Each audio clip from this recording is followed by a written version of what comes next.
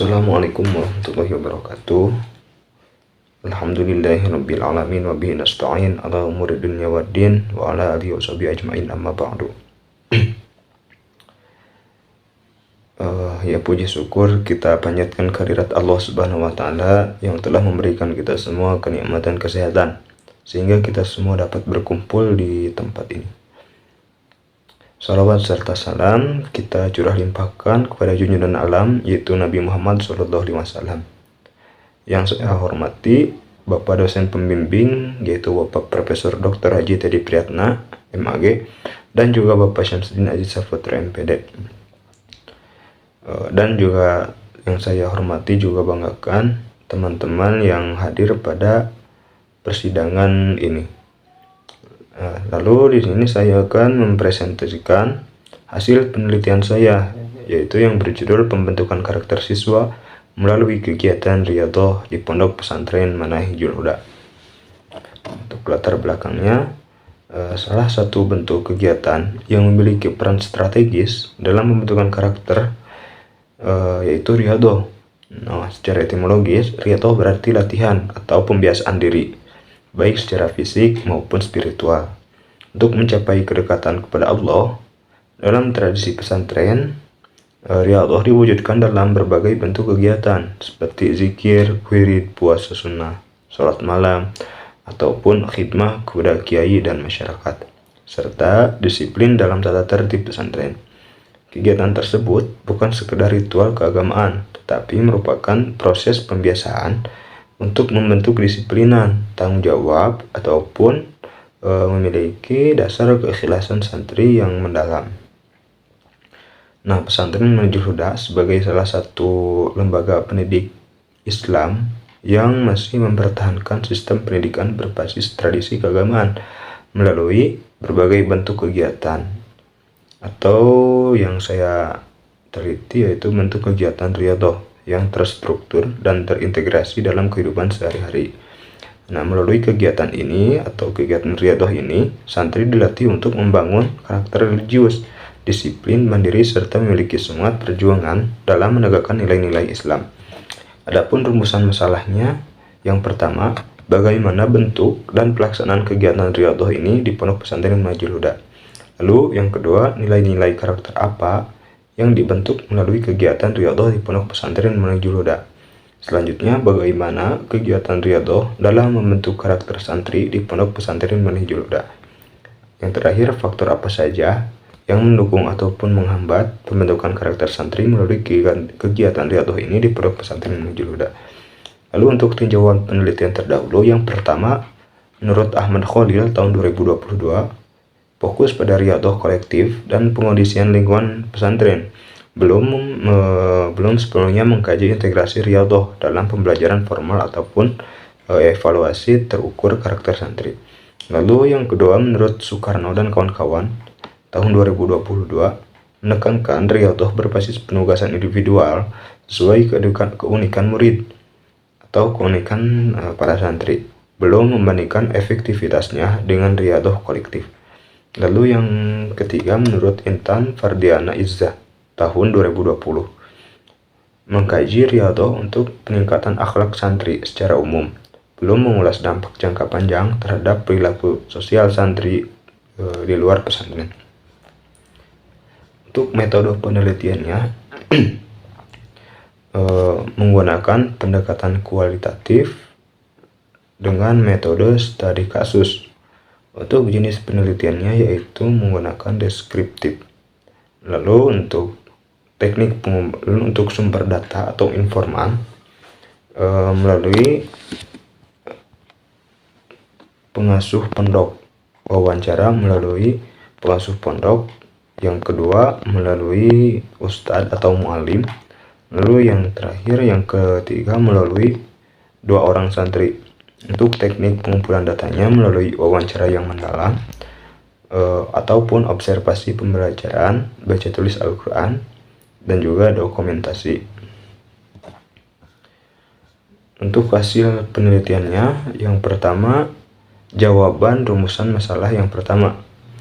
Nah, berdasarkan wawancara dengan pengasuh pondok pesantren Manahijul Huda, dijelaskan bahwasannya kegiatan riyadhah merupakan sebuah program pembinaan karakter santri melalui latihan spiritual, moral, dan kedisiplinan yang dilakukan secara terstruktur dan berkesinambungan.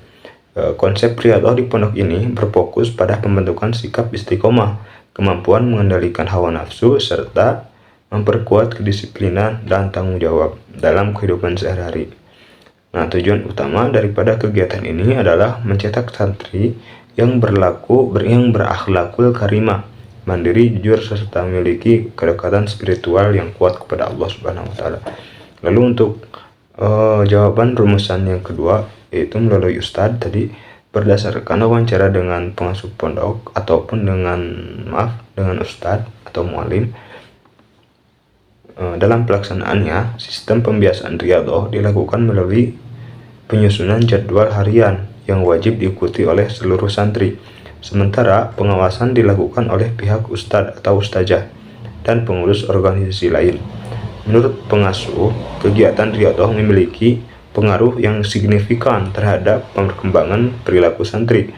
Santri menjadi lebih disiplin, terbiasa menjaga kebersihan, memiliki kesadaran ibadah yang lebih baik, serta mampu mengontrol emosi.